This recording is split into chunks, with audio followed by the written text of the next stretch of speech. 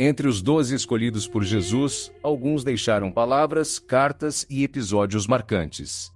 Outros permaneceram quase em silêncio. Mas esse silêncio não significa ausência.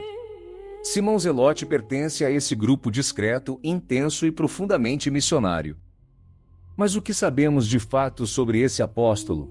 Onde termina a informação bíblica e onde começa a tradição cristã?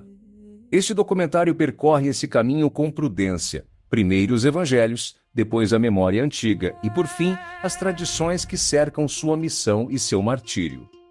Simão foi lembrado como o Zelote. Esse nome carrega fogo, tensão e desejo de libertação.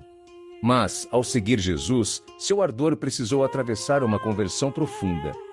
O fogo da revolta seria purificado pelo reino de Cristo. O nome Simão vem do universo semita e está ligado à ideia de ouvir. Era um nome comum entre os judeus do século I. Por isso, o Novo Testamento apresenta muitos personagens chamados Simão. Para distinguir este discípulo de Simão Pedro, a memória bíblica conservou um sobrenome marcante, Zelote.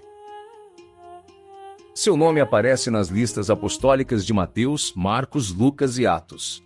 Em Mateus e Marcos, ele é chamado de cananeu ou cananita. Em Lucas e Atos, aparece como Zelote. Poucas palavras, mas uma presença decisiva. Simão estava entre aqueles que Jesus escolheu para permanecer com ele e depois serem enviados. Aqui é preciso atenção. Cananeu nesse contexto não deve ser entendido simplesmente como alguém vindo dos antigos povos de Canaã. A explicação mais comum aproxima esse termo da ideia semítica de zelo, ardor e fervor religioso. Por isso, cananeu e zelote podem apontar para a mesma característica, um homem marcado por intenso zelo. A Bíblia não conserva discursos de Simão. Não registra uma pergunta sua, uma cura feita por suas mãos ou um episódio exclusivo de sua caminhada. Mas conserva o essencial. Ele foi escolhido por Jesus, conviveu com os 12 e permaneceu na memória da igreja como apóstolo. No caso de Simão Zelote, é necessário caminhar com prudência. O Novo Testamento nos dá o dado essencial. Ele pertenceu ao grupo dos 12. Seu apelido indica zelo, ardor, fervor por uma causa. A partir daí, começam as perguntas. Teria Simão pertencido ao movimento Zelote? Teria vindo de Caná? Teria pregado no Oriente, na África ou na Britânia? A tradição cristã conservou essas memórias, mas nem todas possuem o mesmo peso histórico. Por isso, este caminho será feito sem transformar possibilidade em certeza. Para compreender Simão, é necessário olhar para a Palestina do século I. A presença romana pesava sobre a vida cotidiana, sobre os impostos, sobre a política e sobre o imaginário religioso do povo. Muitos esperavam uma libertação visível, nacional e imediata. Nesse ambiente surgiram grupos de resistência marcados por zelo religioso e nacional. Entre eles, os zelotes ficaram associados ao desejo de libertar Israel do domínio estrangeiro. Mas esse fervor muitas vezes caminhou para a violência, para a insurreição e para a tragédia. A tradição histórica recorda a figura de Judas, o Galileu, ligada à resistência contra o recenseamento e os tributos romanos. O livro dos Atos ainda preserva a lembrança de seu movimento. Esse mundo de tensões ajuda a compreender o peso do apelido de Simão. Dentro desse ambiente de resistência, alguns grupos chegaram a formas extremas de violência. Entre eles, a tradição histórica recorda os sicários, conhecidos por ações clandestinas contra colaboradores de Roma. Mas não se deve afirmar que Simão pertenceu a esse grupo. O apelido Zelote pode indicar militância, mas também pode indicar simplesmente um homem de zelo intenso. Sobre a origem de Simão, o Novo Testamento permanece silencioso. Não conhecemos com segurança sua profissão, sua família ou o momento exato de seu chamado. A história começa para nós quase como uma porta entreaberta. Vemos seu nome, mas não vemos todos os passos que o levaram até Jesus. Algumas tradições associaram Simão a Caná da Galileia. Se essa memória estiver correta, ele teria vindo de uma pequena localidade marcada, no Evangelho de João, pelo primeiro sinal de Jesus. Mas essa associação deve ser apresentada com cautela, sem transformar hipótese em certeza. Outros relatos aproximaram sua vocação do ambiente do Mar da Galileia, ao lado dos primeiros discípulos. Essa tradição permitiria imaginá-lo entre pescadores e trabalhadores simples. Ainda assim, o dado seguro permanece sóbrio. Simão foi chamado por Jesus e incorporado ao grupo dos 12. É possível que Simão tenha se aproximado de Jesus carregando expectativas próprias de seu tempo. Muitos aguardavam um Messias que restaurasse Israel de modo político e visível. Mas Jesus revelava um reino mais profundo, não o domínio de uma nação sobre outra, mas a soberania de Deus sobre o coração humano. A convivência com Jesus colocaria Simão diante de cenas desconcertantes. O mestre acolhia pobres, pecadores, estrangeiros e até o pedido de um centurião romano. Para um homem marcado pelo ardor nacional, esse gesto exigia uma conversão. Aprender que a misericórdia de Deus ultrapassa fronteiras humanas.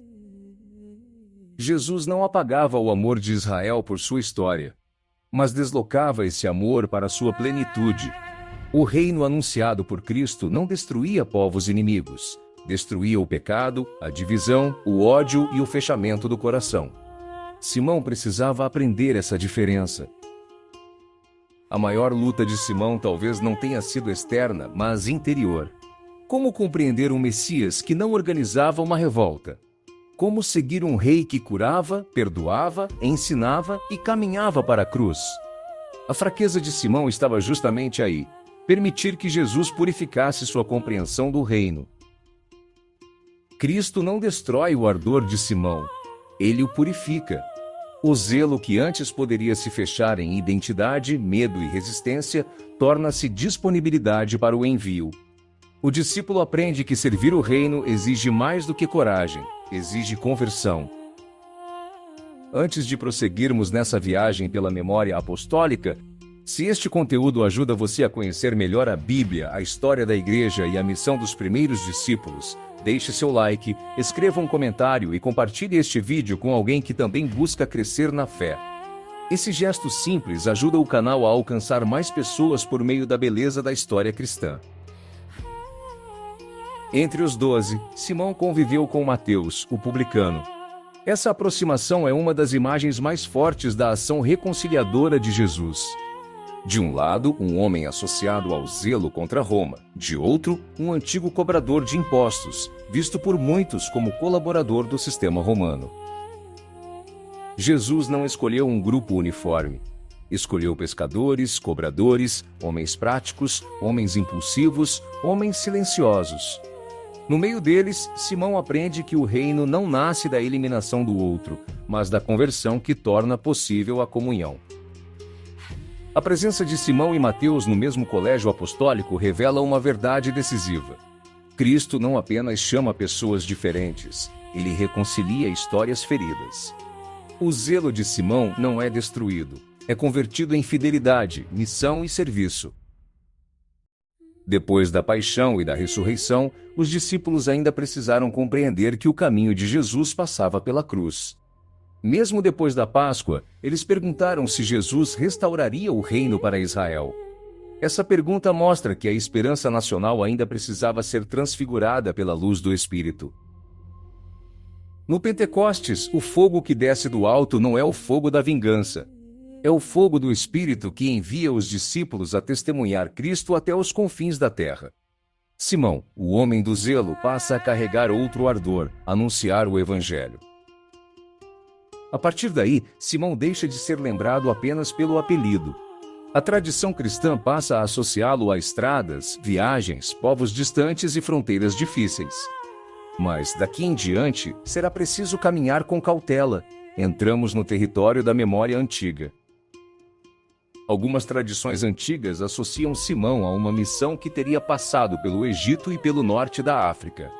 Essa memória fala de deslocamentos longos, regiões diversas e comunidades ainda nascentes. Não se trata de um diário histórico completo, mas de rastros preservados pela tradição. A memória cristã menciona regiões como Líbia, Mauritânia e terras africanas do mundo romano. O que se pode afirmar com prudência é que a tradição viu em Simão um missionário de fronteiras amplas. Seu zelo já não buscava expulsar impérios, mas anunciar Cristo a povos diversos. Essas rotas, mesmo quando não podem ser comprovadas em todos os detalhes, revelam algo importante.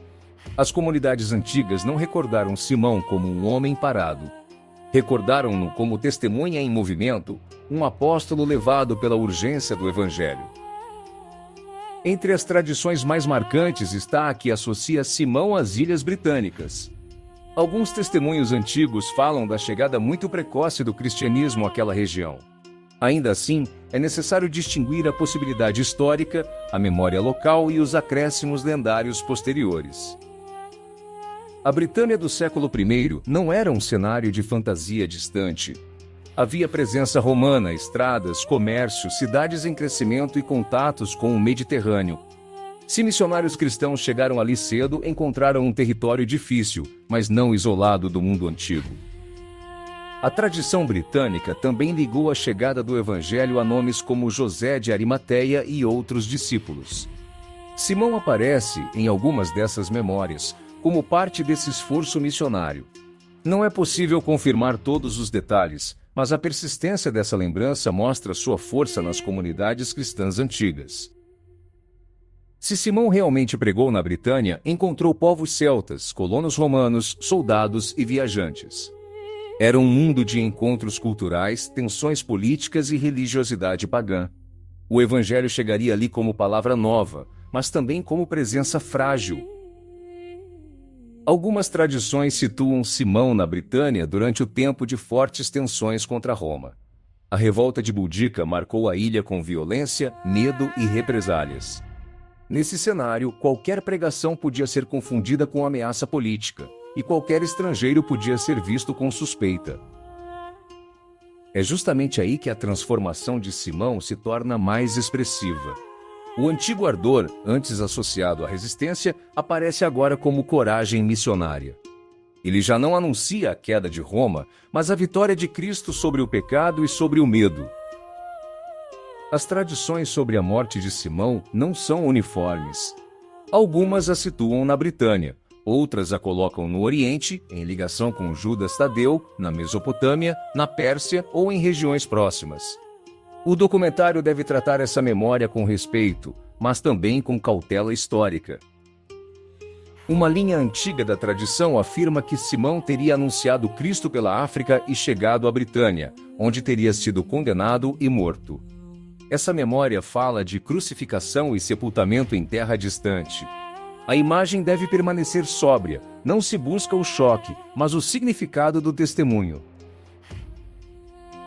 Outra tradição afirma que Simão teria partido para o Oriente e pregado ao lado de Judas Tadeu.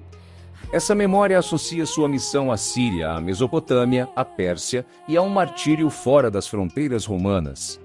Também aqui os detalhes variam e não devem ser apresentados como relato único. Outras tradições ainda falam da Armênia, de regiões próximas ao Cáucaso e de áreas ligadas ao Mar Negro. Essas memórias ampliam o mapa da tradição, mas também mostram a dificuldade de reconstruir com precisão os últimos passos de Simão. Quanto mais distante estamos dos fatos, mais necessária se torna a prudência. A memória católica associa as relíquias de Simão e Judas Tadeu à tradição preservada em Roma, embora outras igrejas também conservem fragmentos atribuídos ao apóstolo. Como em muitos casos antigos, a devoção preserva lembranças. A história, por sua vez, pede prudência diante dos detalhes. Na tradição litúrgica, Simão Zelote é recordado ao lado de Judas Tadeu. A memória da Igreja não preservou apenas nomes antigos, mas testemunhos de fidelidade. Em sua festa, a comunidade cristã recorda que o apostolado não pertence apenas aos discípulos mais conhecidos, mas também aos que serviram no silêncio. A iconografia cristã muitas vezes associou Simão ao instrumento de seu martírio tradicional. Mas, neste documentário, a imagem deve permanecer contemplativa e não gráfica.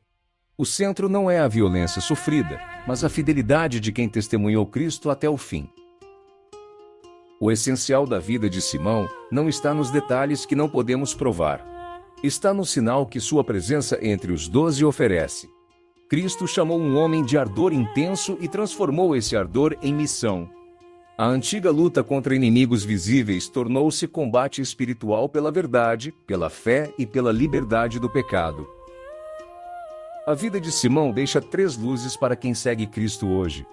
Primeira, o zelo precisa ser purificado pela verdade. Segunda, a fé não elimina a força do caráter, mas a converte em serviço. Terceira, no reino de Cristo, até antigos opostos podem sentar-se à mesma mesa e tornar-se irmãos. Também hoje, o zelo pode se perder em impaciência, dureza e divisão. Mas, quando passa por Cristo, torna-se amor firme, fé madura e serviço humilde. Simão Zelote nos recorda que Deus não rejeita os corações ardentes. Ele os purifica para a missão. Simão Zelote permanece como o apóstolo do fogo purificado. Pouco falou nas páginas do Novo Testamento, mas sua memória atravessou séculos. Nele, a Igreja contempla uma verdade sempre atual. Quando Cristo chama, até o zelo mais impetuoso pode tornar-se serviço, comunhão e testemunho do Evangelho.